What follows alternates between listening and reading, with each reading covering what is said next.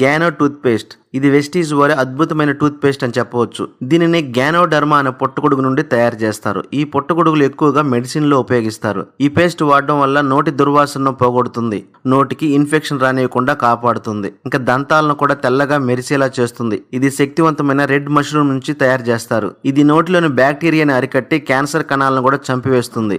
దాని ద్వారా mouth cancer రానియకుండా రక్షిస్తుంది. చిగుళ్ళు మధ్య రక్త ప్రవాహాన్ని అరికట్టి దంతాలను తెల్లగా చేసి నోటిని ఎల్లప్పుడూ తాజాగా ఆరోగ్యంగా ఉంచుతుంది.